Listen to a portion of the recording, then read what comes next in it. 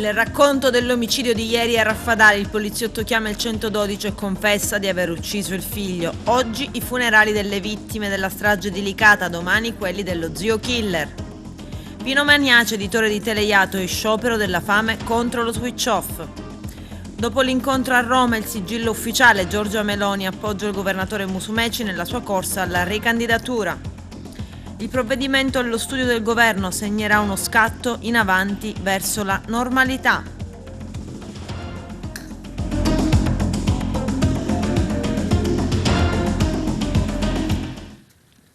Bentrovati gentili telespettatori al nostro appuntamento con l'informazione. Spara e uccide il figlio in pieno giorno in piazza a Raffadali, poi chiama il 112 e racconta cosa è accaduto. Protagonista un poliziotto 57enne, Gaetano Rampello, che ha raccontato tutto agli inquirenti. Vediamo. Ho appena ucciso mio figlio, mi trovo in piazza Progresso a Raffadali, vi attendo. Sono queste le parole pronunciate da Gaetano Rampello, 57enne, assistente capo della Polizia di Stato, al telefono con il centralino del 112, dopo aver freddato il figlio Vincenzo Gabriele, 24 anni, nel pieno centro di Raffadali. Una breve chiamata dopo 2 tentativi andati a vuoto e poi l'attesa seduto su una panchina davanti la fermata dell'autobus, trovando riparo dalla pioggia battente sotto una pensilina. Quando una decina di carabinieri del nucleo operativo l'hanno circondato e fermato, lui non si è scomposto. Per favore, consegnate il mio distintivo e la mia pistola al questore. So di aver commesso un atto di grande disvalore sociale, sono pronto a raccontarvi tutto. E quando viene trasferito in caserma per l'interrogatorio, il poliziotto confessa e racconta lucidamente ogni dettaglio del brutale omicidio. Dice agli inquirenti di aver ricevuto una telefonata dal figlio la sera precedente, quando ancora era a Catania per una ricarica post-pay. Uomo di merda, mi devi fare una ricarica di 50 euro. L'indomani mattina si danno appuntamento in piazza Progresso, il padre tira fuori 30 euro dal portafoglio e secondo la sua ricostruzione il giovane lo strattona, gli sfila il borsello e gli leva altri 15 euro. La miccia che fa esplodere la furia omicida del padre, che estrae la pistola e uccide con diversi colpi il figlio. Gli davo 600 euro al mese, ma non bastavano mai, racconta durante l'interrogatorio Rampello, e mi picchiava e mi minacciava. Funerali pubblici vietati dalla Questura di Agrigento, diretta dal questore Rosa Maria Iraci, che ha autorizzato la sola benedizione per Diego Tardino, Angela Baldaccino e i figli Alessia e Vincenzo, le 4 vittime della strage di Contrada Safarello a Licata. La decisione è stata presa all'unanimità dal Comitato per l'Ordine e la Sicurezza Pubblica, presenti i comandanti di Carabinieri, Guardia di Finanza, DIA, che si è svolta in prefettura sotto la guida del prefetto. Troppe tensioni e troppi rischi hanno impedito la celebrazione dei funerali nella forma pubblica dopo la tragedia di Contrada Safarello. Per l'occasione è stato predisposto un servizio d'ordine particolarmente rinforzato. I funerali si sono svolti stamani al cimitero licatese. In città sarà lutto cittadino, così come era stato comunicato dal sindaco Pino Galanti. Divieto anche per i funerali dell'assassino Angelo Tardino, che si svolgeranno domani, giovedì 3 febbraio. E a Licata i poliziotti del locale commissariato hanno arrestato ai domiciliari un uomo di 50 anni pregiudicato per i reati di resistenza, violenza e lesioni a pubblico ufficiale. I poliziotti, nell'ambito di mirati servizi investigativi antidroga, si sono recati a casa dell'uomo per la perquisizione. Lui ha reagito chiudendo repentinamente la porta d'ingresso dell'abitazione, provocando lesioni all'avambraccio e alla mano di un agente che si accingeva a entrare nell'abitazione. Con difficoltà l'uomo è stato trattenuto. Dentro casa sono stati trovati diversi contanti per una considerevole somma di denaro di cui l'uomo non ha fornito indicazione sull'origine. Pino Magnace, editore di Teleiato, in sciopero della fame contro lo switch off. I dettagli con il nostro direttore Arturo Cantella. Come già annunciato qualche giorno fa, è iniziato lo sciopero dell'editore di Teleiato Pino Magnace per la libertà di stampa e contro le scelte del Ministero dello Sviluppo Economico di tagliare le frequenze e fare fuori tante emittenti storiche locali.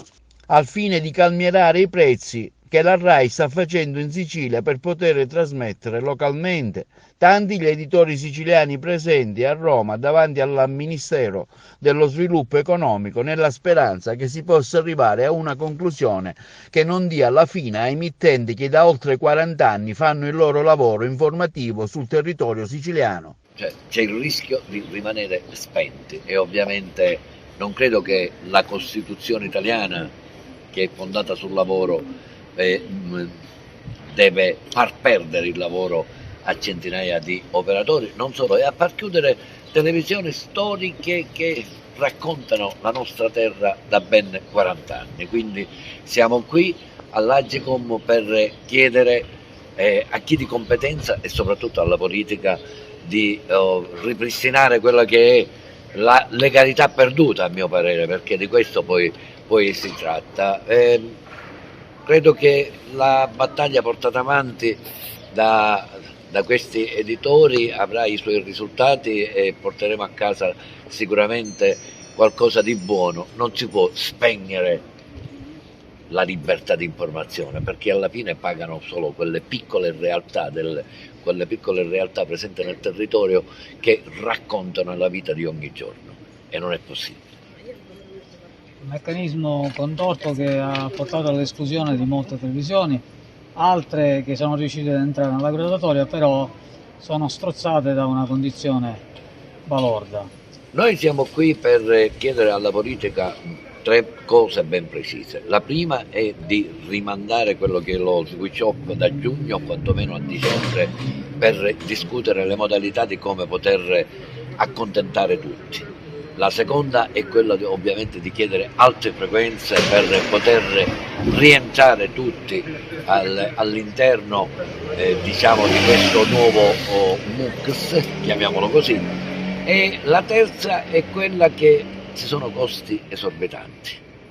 Cioè, pensate che il primo livello, trasmettere a livello regionale con la RAI, si parla di oltre 100.000 euro l'anno, che poi con i costi della DSL per portare il segnale a Roma, perché a Roma poi si deve portare, parliamo di circa 120.000 euro l'anno. Sono dei costi esorbitanti, quindi parleremo di abbattere i costi, di allontanare lo switch off e di avere più spazi.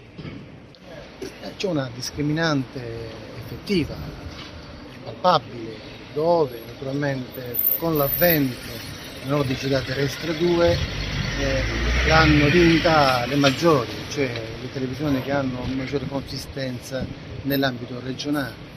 In pratica sostanzialmente si è uccisa la democrazia, non c'è più la pluralità di informazione che nell'ambito locale ha una valenza non indifferente. Noi, basta ricordare, no, i vari consigli comunali, basta ricordare le esigenze dei cittadini che ci chiamano per le loro aspettative nei confronti delle istituzioni locali. Pensiamo alle numerose problematiche legate appunto al territorio, soprattutto anche lo sport, che naturalmente ha bisogno di una vetrina nell'ambito locale. Tutto questo è stato vanificato da una legge, secondo me, bizzarra, che non lascia spazio alle emittenti locali. Bene, la politica deve ripensarci attentamente agli errori, agli sbagli che ha fatto, che ha commesso, e riponga subito sul tavolo le aspettative che gli emittenti locali devono avere, che gli toccano di diritto, perché naturalmente qui parliamo 40 anni di attività, oltre 40 anni di attività sul territorio, che naturalmente la gente ci riconosce e che naturalmente ad un tratto si spegne una luce. Ecco, il territorio è senza più luce di informazione, quindi questo è una grave veramente handicap nei confronti del territorio.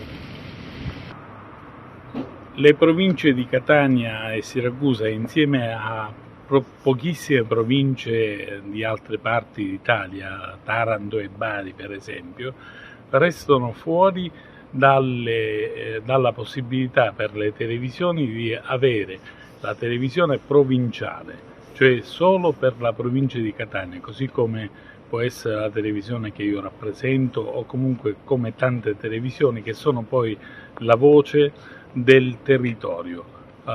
Non interessa assolutamente andare a gridare fuori dal territorio i nostri problemi, interessa poter avere delle televisioni così come sono state le cosiddette televisioni libere, che adesso libere più non sono. Poi c'è anche un problema di carattere economico impressionante, perché oggi una televisione provinciale, per poter continuare a lavorare, deve essere fortunata ad avere una capacità trasmissiva a livello regionale, ma con un costo esorbitante, circa 100.000 euro all'anno, che è impossibile per televisioni di piccolo livello. E allora si sta giocando sulla vita delle televisioni, ma anche sulla vita e il lavoro di tante persone che vi lavorano. Ci sono giornalisti, tecnici che ogni giorno lavorano per portare notizie a casa delle persone, per essere vicini sempre alle realtà locali. Allora noi siamo qui per difendere queste realtà. Dopo l'incontro a Roma tra la leader di Fratelli d'Italia Giorgia Meloni e il presidente della regione Nello Musumeci, Fratelli d'Italia ha diffuso un intervento di condivisione della ricandidatura di Musumeci alla presidenza della regione. C'è il servizio. È ufficiale, il presidente di Fratelli d'Italia Giorgia Meloni considera naturale la ricandidatura a governatore della Sicilia di Nello Musumeci.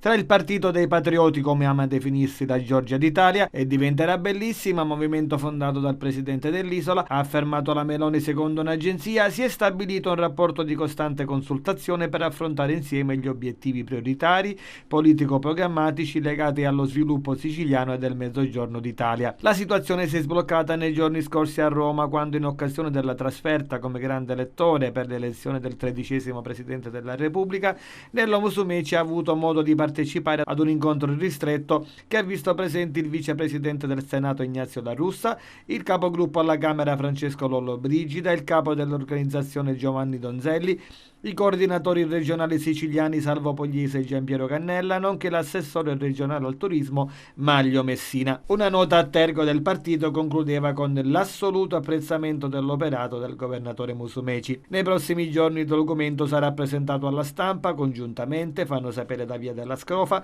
dalla Meloni e da Nello Musumeci. Auspicata anche l'unità della coalizione siciliana attorno al presidente uscente per affrontare in un clima di serenità la prossima sfida elettorale che non può non vedere riconfermata in Sicilia, concludono, la fiducia nell'esecutivo Musumeci. Per i ristretti che masticano politica vera, l'endorsement pubblico di Fratelli d'Italia per il governatore della Sicilia era nell'aria. Approvazione che però arriva quando parrebbe saltato il banco in casa centrodestra a livello italico. Prova ne è stato il teatrino che ha portato alla rielezione di Sergio Mattarella, e con la barra al centro, senza più lo sguardo a destra di Gianni Letta, alter ego politico di Silvio Berlusconi, che per opportunismo addirittura accennano ad un nuovo partito repubblicano, imbarcando la Lega e altri pezzi vari. Ma arriva anche con un centrodestra siciliano ormai imploso, prova ne è stato il furibondo messaggio social del governatore Musumeci all'indomani dello scherzetto inflittogli all'ARS, che a detta dei ben informati parrebbe, ripetiamo parrebbe, in questo caso il condizionale d'obbligo, aver avuto in Gianfranco Miccichè uno degli ispiratori. Naturalmente i voti siciliani di Fratelli d'Italia, sommati a quelli di Diventerà Bellissima, da soli non basteranno. In autunno prossimo il popolo siciliano sarà chiamato alle urne, e in questi mesi che rimarranno i tessitori politici di Nello Musumeci dovranno dare prova di abilità nel costruire una ricandidatura competitiva che dovrà vedersela con altri competitors che si profilano di pari livello. Nuovo decreto Covid. Oggi il provvedimento allo studio del governo segnerà uno scatto in avanti verso la normalità. DAD più lontana, certificato verde illimitato e colori delle regioni sempre meno rilevanti. Tramonta la quarta dose per tutti nei prossimi mesi. Novità anche sullo smart working. Lello Casesa. Previsto probabilmente ingiornato domani al massimo l'atteso incontro del capo dell'esecutivo Draghi con i suoi ministri. All'ordine del giorno le nuove norme anti-Covid nella scuola. Sarà necessario prima sentire il parere del comitato tecnico-scientifico per poi assumere la decisione finale. L'ipotesi è la DAD solo per i non vaccinati, con pareri contrastanti da parte di alcune forze politiche come la Lega, che chiede di evitare discriminazioni. Si discuterà anche della modifica della durata del Green Pass per chi ha fatto 3 dosi, potrebbe diventare illimitata. C'è poi l'ipotesi di non limitare le attività anche se si è positivi asintomatici. Sul fronte dei numeri sono oltre 11 milioni dall'inizio della pandemia gli italiani contagiati dal Covid, secondo i dati del Ministero della Salute. Attualmente i positivi sono oltre 2 milioni e mezzo, complessivamente in calo rispetto alle scorse settimane. Non sono stati segnalati infine particolari disagi dopo l'entrata in vigore della normativa sull'obbligo del Green Pass per poste, banche, uffici ed esercizi commerciali. Nel prossimo Consiglio dei Ministri, come anticipato, le norme per la scuola, con l'ipotesi della DAD solo per i non vaccinati. Staremo a vedere, continuando a seguire gli approfondimenti e le informazioni del Governo. Crisi senza fine, commercio e imprese devastati dal Covid. Vediamo.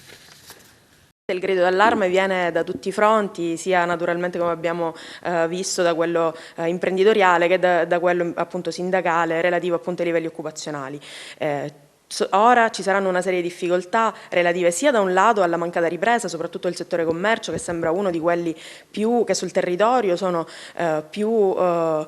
sentito in modo più pesante questa crisi, ma anche per la mancanza di ammortizzatori sociali. Non c'è stata la proroga, soprattutto per le piccole realtà, dico, perché le più grandi riescono comunque ad accedere a quelli ordinari, ma non c'è stata la proroga della cassa Covid, e questo creerà una serie di difficoltà, soprattutto perché le piccole aziende a volte non riescono nemmeno ad accedere alle procedure di mobilità, e quindi se sono sotto i 5 dipendenti si rischia di avere una serie di lavoratori che in qualche modo non riusciranno a mantenere il posto di lavoro. Questa diventa una difficoltà importante in una realtà in cui già il commercio è appesantito dal tessuto economico, ma anche in quest'ultimo periodo da una serie di cessioni. Se ne sono andate le grosse aziende del commercio. Se pensiamo all'avvertenza GIGAP, che comunque ha creato una serie di difficoltà su una rete vendita che adesso sta iniziando a riprendere le attività col marchio Hard. Se pensiamo a Papino, che insomma è fondamentalmente scomparso dal territorio e che ha lasciato attivo un solo punto vendita sulla provincia messinese, che proprio dal 1° febbraio riprende insomma con il nuovo marchio Picasa, ecco, ci troviamo di fronte a una condizione che, tra la crisi precedente e quella dovuta alla pandemia, rischia di essere devastante senza delle misure appropriate. Lei ha citato delle grosse realtà che sono in crisi, immaginiamo i piccoli esercenti. Nel momento in cui c'è anche l'estensione del Green Pass, che serve anche per entrare in un negozio di abbigliamento per comprare un paio di scarpe, ecco, questo potrebbe essere un limite, perché ci potrebbero essere persone che di fronte a questo sistema potrebbero decidere ad esempio di incentivare gli acquisti online. Sì, è sicuramente possibile che gli acquisti online si incentivino. Tra l'altro i grossi marchi lavorano anche con l'online, in questo periodo hanno lavorato con l'online anche sui punti vendita, consegnando poi sui punti vendita. Quindi chiaramente lo è. Dall'altro lato però effettivamente l'estensione appunto della diffusione dei vaccini ha consentito alle realtà appunto commerciali di rimanere aperte in questo periodo, e ci sono realtà che comunque hanno iniziato a riprendere i fatturati.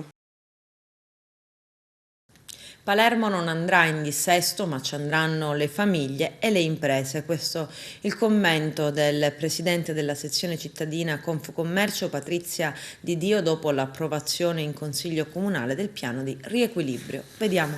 Il rimedio è peggiore del male, perché non si porta una quota, per dirne una, la quota IRPEF, la più alta d'Italia, nella città che probabilmente, se non ha il peggiore standard d'Italia, è molto vicina a questo. Non si fa un'operazione del genere se non adeguatamente ponderando tutte le conseguenze e tutte le possibilità alternative. Ci è sembrato che chi ha votato, non ha votato, si è astenuto, ognuno con la propria responsabilità, non abbia nemmeno ben capito a cosa la città e gli imprenditori vanno incontro e che cosa stavano perpetrando ai danni delle imprese e del nostro futuro. I commercianti sicuramente sono stati tra coloro che hanno patito di più gli effetti economici, tornando all'economia, della pandemia. È da circa un mese che sono iniziati i saldi a Palermo. Abbiamo un'idea di come stiano andando? Assolutamente sì, vede, e infatti il paradosso di questo momento è che proprio nel momento in cui noi chiediamo aiuto e comunque siamo costretti ad andare avanti sulle nostre gambe e con le nostre forze, proprio in questo momento, anziché ricevere una mano, noi riceviamo, diciamo, un colpo probabilmente definitivo. Detto questo, come stanno andando, gennaio normalmente è il periodo più importante, quantomeno come fatturato per i negozi, e invece siamo dinanzi a una sorta di lockdown volontario, non ci aspettavamo questo andare indietro. I dati sono questi: che mentre nel 2021, nell'anno 2021, ancora lungi dall'essere ai valori 2019, abbiamo comunque recuperato rispetto al 2020, e quindi già questo timido recupero di quel 20% ci faceva ben sperare. Gennaio 2022 rispetto a gennaio 2021, per cui eravamo chiusi per 15 giorni, è senz'altro meglio, ma ripeto, eravamo chiusi in zona rossa. Rispetto al 2020 e al 2019, questo è il dato che importa, siamo indietro da un meno 30 a un meno 50% sulle stesse campagne saldi. Questo la dice lunga su quello che le aziende stanno continuando a patire. 2019-2020 rispetto a gennaio 2022 siamo da un meno 30 a un meno 50%, quindi ancora molto lontani dall'essere fuori dal punto. Il sostituto procuratore Gianluca Caputo ha avanzato la richiesta di condanna a 10 anni di reclusione nei confronti di Luigi Alessandro D'Angelo, trentenne di Ravanusa, accusato di duplice omicidio stradale. La vicenda scaturisce da quanto avvenuto la tragica sera del 2 febbraio 2020, quando morirono in un incidente stradale Lorenzo Miceli, 29enne, ex consigliere comunale del Movimento 5 Stelle di Ravanusa, e Federica Leo, 29enne di Canicattì, commessa di un noto negozio di abbigliamento. Tutti erano a bordo dell'Alfa Romeo 147 guidata proprio dal trentenne, che adesso rischia il processo. Secondo gli accertamenti disposti dagli inquirenti, il conducente, difeso dall'avvocato Salvatore Manganello, si sarebbe messo alla guida dopo aver assunto cocaina e essere risultato positivo all'alcol test. Inoltre viene anche contestata una guida imprudente per la velocità di marcia sostenuta. L'uomo, con a bordo 4 persone, si schiantò contro un muro in via Gramsci a Ravanusa. Il bilancio fu pesantissimo. Miceli morì nell'immediatezza, mentre Federica Leo rimase per ben 3 mesi ricoverata all'ospedale di Canicattì. Prima del decesso nell'incidente rimase coinvolta una terza persona che riportò delle lesioni. Il 22 febbraio invece saranno gli avvocati Gaziano e Manganello a procedere con le arringhe difensive. Poi il GUP Stefano Zammuto emetterà la sentenza. Processo Sistema Montante bis, 23 parti civili si costituiscono al processo. I dettagli nel servizio. Sono oltre 20 le parti civili che si sono costituite a Caltanissetta nell'udienza preliminare del cosiddetto processo Montante bis, che vede imputate ben 13 persone, 3 esponenti politici, ex assessori regionali, imprenditori e rappresentanti delle forze dell'ordine. Tra loro il Viminale, i Ministeri dell'Economia e della Difesa, la Regione Siciliana e il Comune e la Camera di Commercio di Caltanissetta. Il GUP Emanuela Carrabotta si è riservata di decidere e ha fissato la prossima udienza per il 26 febbraio, sempre all'Aula Bunker del carcere Nisseno. Nella lista degli indagati, oltre all'ex presidente di Confindustria Sicilia, Antonello Montante, anche l'ex presidente della Regione Rosario Crocetta e gli ex assessori Linda Bancheri e Mariella Lobello, l'ex commissario IRSAP Maria Grazia Brandara, gli imprenditori Giuseppe Catanzaro, Rosario Amarù e Carmelo Turco, Vincenzo Savastano, allora vicequestore aggiunto della Polizia all'ufficio di frontiera di Fiumicino, Gaetano Scilla, capocentro DIA di Caltanissetta dal 2010 al 2014, Arturo De Felice, direttore della DIA dal 2012 al 2014, Giuseppe D'Agata, colonnello dei Carabinieri, e Diego Di Simone, Perriconex, capo della security di Confindustria. Secondo la procura di Caltanissetta, gli indagati avrebbero fatto parte del cosiddetto sistema montante. Nel procedimento l'accusa contesta presunti finanziamenti illeciti che sarebbero stati erogati per sostenere la campagna elettorale dell'ex governatore della Sicilia Rosario Crocetta. I reati ipotizzati a vario titolo sono associazione a delinquere, corruzione, abuso d'ufficio e finanziamento illecito ai partiti.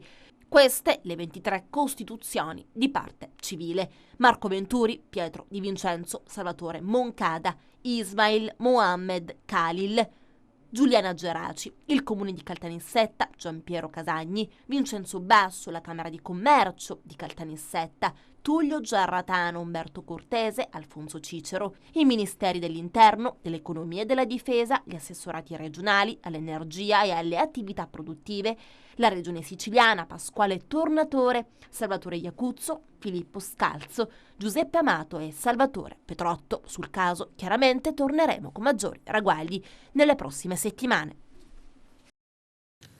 Adesso entriamo tra le mura del Liceo Leonardo di Agrigento, ex sede Majorana, dove è stato inaugurato il laboratorio di robotica. Il nostro direttore Arturo Cantella.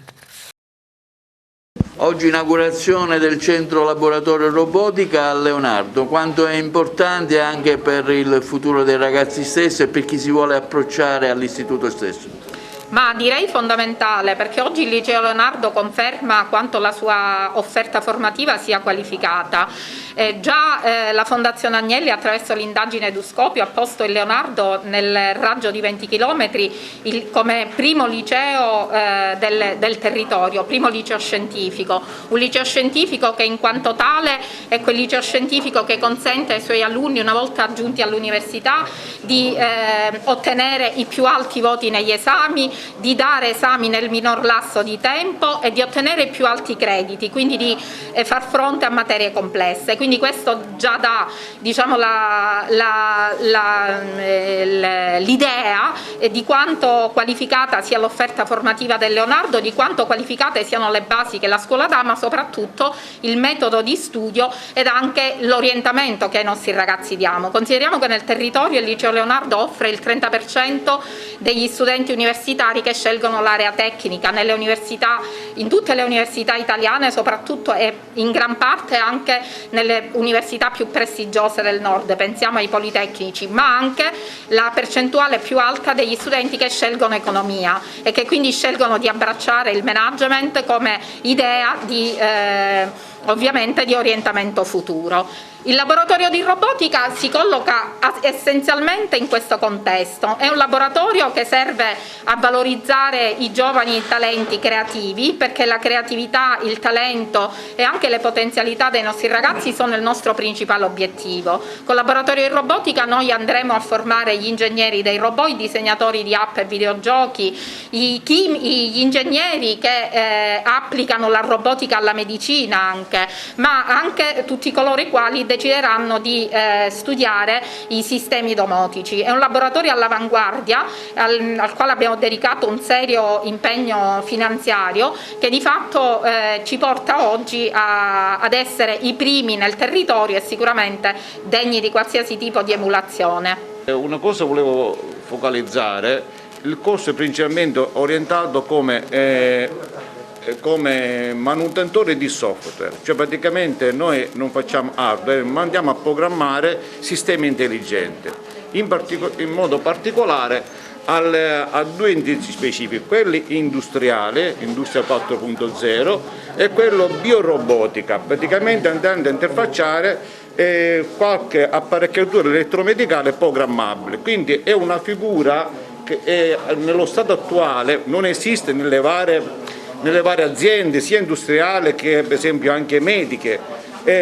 ASL e via dicendo. Quindi è un manutentore di software per apparecchiature intelligenti, apparecchiature elettromedicali o sistemi intelligenti, quindi da affiancare alla figura dell'ingegnere clinico, non so, attualmente c'è l'ingegnere clinico, e invece dare appalto all'esterno come manutentore di software di particolari apparecchiature elettromedicali o sistemi facendo parte della apparecchiature di sistemi intelligenti, può essere effettuata anche, può essere data da un tecnico specializzato. Alessio, quanto è importante anche nella scelta per il futuro oggi la robotica? È molto importante, anche perché nell'era digitale saper pilotare un drone, saper gestire dei robot, anche per il futuro è molto importante. Ecco, lo consiglieresti ai tuoi amici?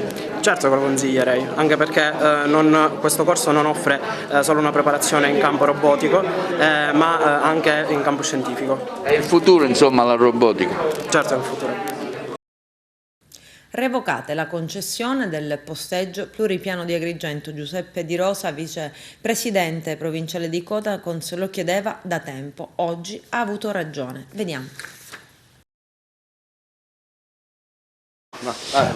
Una conferenza stampa oggi da parte di Giuseppe Di Rosa nella sua qualità di vicepresidente del Codacons riguarda, tra le tante cose che voi avete messo in rilievo, quella del parcheggio pluripiano, una vicenda che ormai sta durando di parecchio tempo.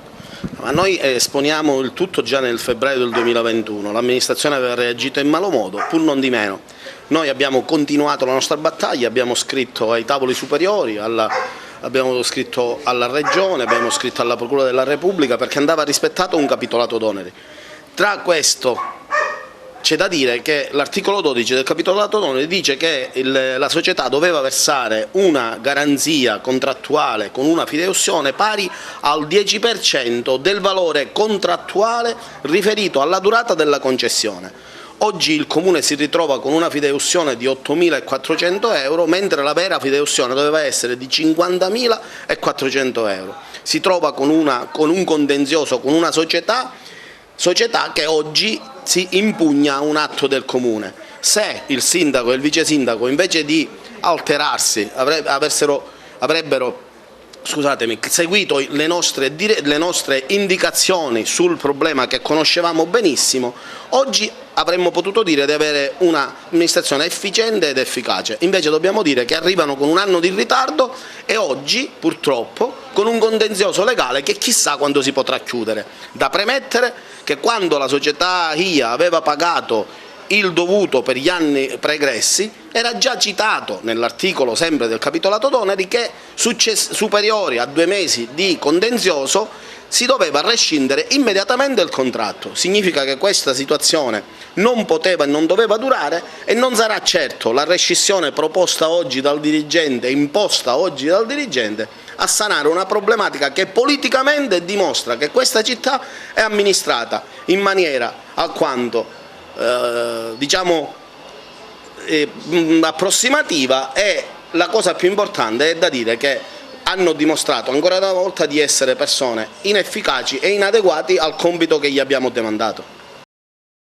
Ed oggi ad Agrigento è stata posta una targa ad un'antica tomba scoperta alla fine degli anni 20 del Novecento alle pendici della Rupe Atenea durante i lavori di sbancamento per la costruzione dell'ospedale psichiatrico. Negli stessi anni fu trasferita poi nel giardino di Porta di Ponte, all'interno della villetta prospiciente la caserma dei Carabinieri. Arturo Cantella. Sindaco, parliamo di questo monumento, questa tomba grotticella qui in pieno centro della città. Sì, questa è una tomba che si trovava prima anticamente nella zona della Rupe Atenea, poi negli anni 20, quando iniziarono i lavori dell'ex ospedale psichiatrico, fu spostata, fu smontata e poi fu rimontata. È stata valorizzata, è stata pulita perché era stracolma sia di terriccio che di erba. Si può vedere da un lato il cerchiaggio che è stato realizzato proprio nel rimontaggio, risale all'era del bronzo, però nei particolari poi voglio che sia la dottoressa Parello a descriverli. Dottoressa Palello, allora quanto è importante questa targa anche per il suo valore artistico e storico archeologico?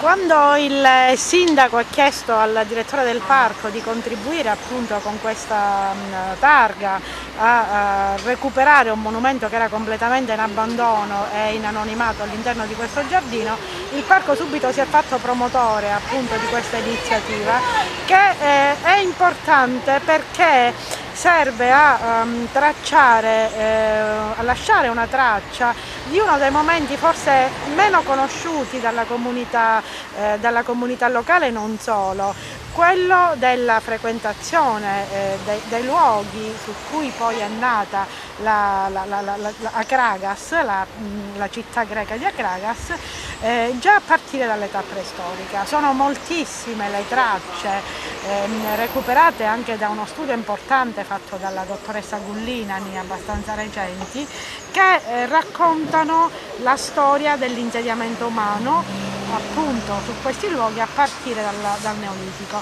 Questa traccia vuole appunto significare questo. Akragas non è solo la città greca, la più bella città dei mortali, ma ha un passato illustre che parte appunto dal Neolitico e che vede in questa piccola traccia il racconto di un momento che è quello appunto del Bronzo antico. Ci saranno altre iniziative analoghe ad Agrigento, una città ricca di storie e di reperti dove magari anche per chi viene non lo sa saranno indicate delle indicazioni in merito? Sicuramente potrebbe essere un punto di partenza e un percorso in questo senso potrebbe essere concordato con la soprintendenza, perché se ne è occupata soprattutto la soprintendenza negli anni passati attraverso la dottoressa Gulli e si potrebbe fare un ragionamento congiunto, parco, comune, soprintendenza, e pensare ad un percorso che recuperi appunto le tracce di questo passato remoto rispetto al passato. Sempre con la collaborazione del sindaco, ovviamente dell'amministrazione comunale, parte attiva, integrante nella città.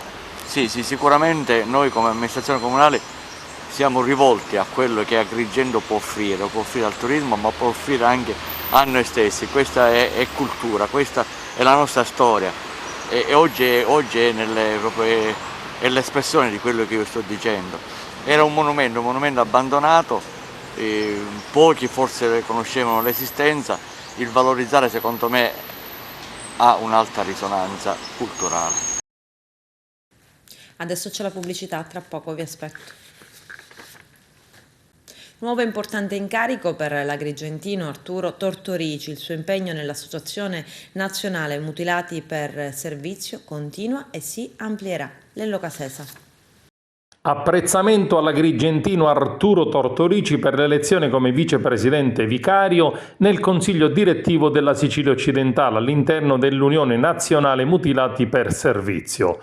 Un incarico prestigioso che testimonia l'impegno di Tortorici, già consigliere comunale per diverse consigliature ad Agrigento e presidente provinciale dell'Associazione dei Mutilati per Servizio. L'impegno di Tortorici al servizio della comunità agrigentina rappresenta il tassello finale iniziato oltre 30 anni addietro verso questa associazione che veniva costituita nel 1945 a Roma con regolare atto notarile e 2 anni dopo avrebbe preso la denominazione di Unione Nazionale Mutilati per Servizio. Un'associazione concepita in periodo di guerra, quando il tenente Andrea Gasparri rimase mutilato di ambedue le mani per lo scoppio di una bomba. Fu proprio Gasparri a dare vita nella sua abitazione alla prima organizzazione e rivolgere il primo appello agli italiani e pian piano si arrivò alla costituzione delle associazioni in ogni capoluogo di provincia. L'Unione Nazionale svolge le funzioni di rappresentanza e tutela degli interessi morali ed economici dei mutilati e delle loro famiglie presso le amministrazioni dello Stato e degli enti territoriali. Nei giorni scorsi, infatti, l'elezione di Tortorici, che andrà a coordinare l'associazione insieme al presidente Camillo Frizza e al suo vice Domenico Mondello, riunione partecipata svoltasi a Palermo con la presenza di tutti i delegati regionali e del presidente nazionale dell'associazione. Dicevo, cari deleganti, io vengo da Agrigento e vengo qui con onore e con orgoglio. Vengo perché l'UMSS ce l'ho nel cuore. Se mi consentite, io ho 66 anni e sono 47 anni che sono iscritto all'UMSS e 30 anni che faccio il presidente, ma non l'ho fatto per volere, perché mi hanno delegato gli altri, perché sono soddisfatti del mio lavoro che faccio nella mia sezione provinciale di Agrigento. 14 anni fa, ieri, moriva a Catania l'ispettore capo di polizia Filippo Raciti durante gli scontri tra forze dell'ordine e ultras del Catania, mentre allo stadio Massimino si giocava il derby con il Palermo. Ieri mattina il questore Alberto Francini ha disposto una corona da loro davanti il monumento eretto in sua memoria nello spazio della tribuna VIP dello stadio. È un'emozione forte e intensa venire qui, mi rende agitata. Quella giornata indelebile, la tragedia della mia famiglia appartiene alla città di Catania, non si può dimenticare ciò che è successo e si spera che queste cose non capitino più, ha detto la vedova Marisa Grasso al termine della cerimonia. Dopo la commemorazione all'interno del reparto mobile, Raciti è stato ricordato con una messa celebrata in una sala a lui intitolata. È morto l'ex presidente del Palermo Calcio Maurizio Zamparini, imprenditore e dirigente sportivo. Aveva 80 anni. Vediamo. È uno dei giorni più tristi per i tifosi del Palermo. È morto l'imprenditore ed ex presidente rosanero Maurizio Zamparini. L'ex numero 1 del club di Viale del Fante era ricoverato da poco più di un mese a Ravenna, nell'ospedale di Cotignola. Nel mese di dicembre, alla vigilia di Natale, era stato operato d'urgenza all'addome a Udine, ma le condizioni di salute erano iniziate a peggiorare dopo la tragica scomparsa del figlio Armando, avvenuta ad ottobre, mentre il ragazzo di appena 22 anni si trovava a Londra per motivi di studio. Maurizio Zamparini aveva compiuto 80 anni nello scorso mese di giugno, era stato alla guida del club rosanero dal luglio del 2002 al 1 dicembre del 2018. Sotto la sua presidenza il Palermo ha vissuto gli anni più gloriosi dal punto di vista sportivo, a partire dalla promozione in Serie A dopo 30 anni di assenza, passando attraverso la partecipazione alle competizioni europee o ancora all'acquisto e alla valorizzazione di campioni di livello internazionale quali Dybala, Cavani o Pastore. Dopo la notizia i social network sono stati invasi da migliaia di messaggi da parte di dirigenti, calciatori, sportivi ed appassionati. Maurizio Zamparini ha fatto la storia a Palermo e per i palermitani non sarà semplice dimenticare le emozioni vissute all'ombra del Monte Pellegrino sotto la sua presidenza.